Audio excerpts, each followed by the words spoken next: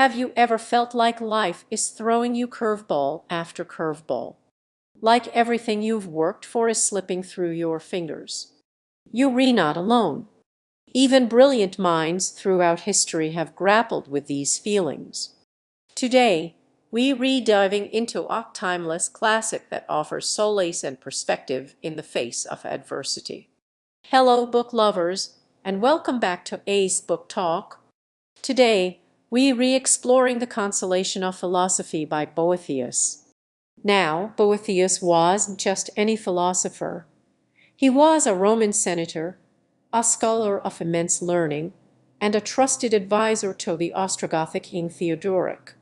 Think of him as a high-achieving government official, deeply entrenched in the political landscape of his time, around the 6th century AD. He translated many Greek works into Latin, helping to preserve that knowledge as the Western Roman Empire crumbled. Tragically, his success and influence made him a target, and he was falsely accused of treason and imprisoned, facing execution. It was during this dark period of imprisonment, stripped of his power, wealth, and freedom, that Boethius penned the Consolation of Philosophy. Imagine a man, once at the pinnacle of society, now facing death, pouring his heart and soul into a philosophical dialogue. This is some abstract treatise. It's a deeply personal and relatable exploration of suffering, justice, and the pursuit of true happiness. The book takes the form of a conversation between Boethius and Lady Philosophy, a personification of wisdom. Boethius, initially distraught and lamenting his fate, is gently guided by Lady Philosophy through a series of arguments and reflections. He starts by questioning the injustice of his situation, wondering why good people suffer while the wicked prosper. He mourns the loss of his former life and struggles to find meaning in his present misery.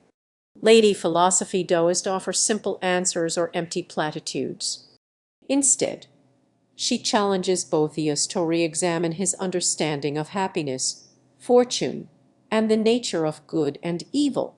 She argues that true happiness cannot be found in external things like wealth, power, or fame, because these are all fleeting and ultimately unsatisfying. Fortune, she explains, is fickle and unpredictable. What it gives, it can easily take away. Therefore, relying on external circumstances for happiness is a recipe for disappointment. Lady Philosophy emphasizes the importance of inner virtue in the pursuit of wisdom. Inner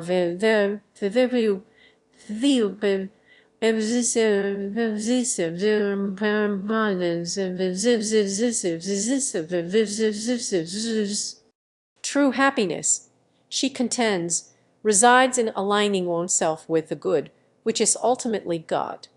By cultivating inner strength, wisdom, and virtue, we can become immune to the vagaries of fortune and find lasting contentment, regardless of our external circumstances.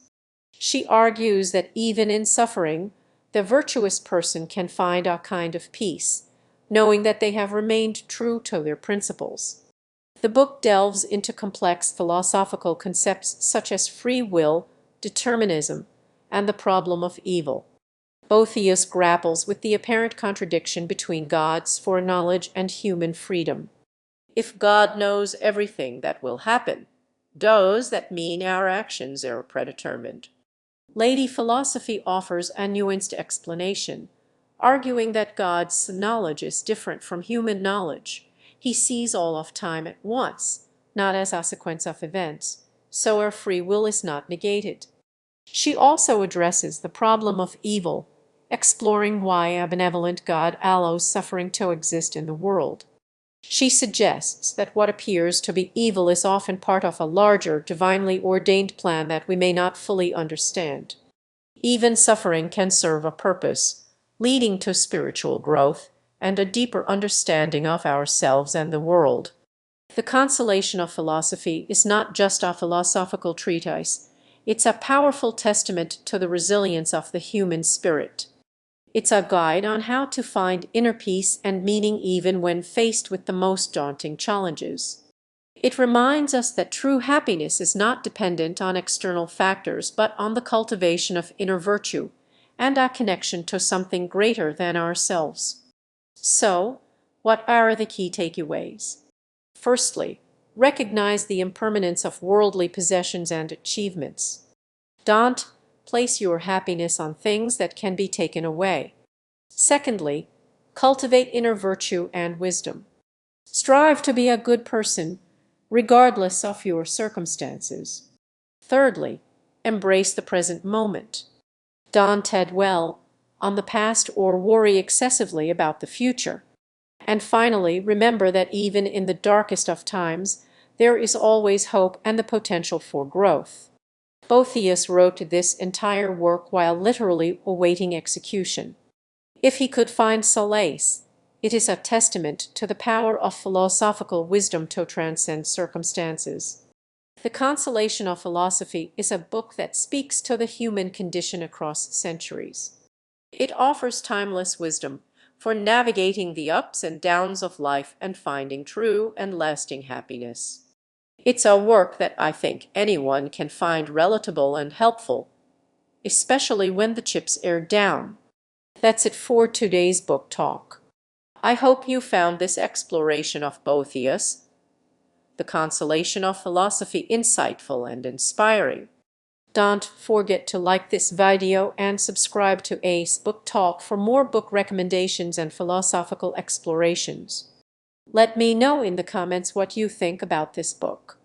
Until next time, happy reading!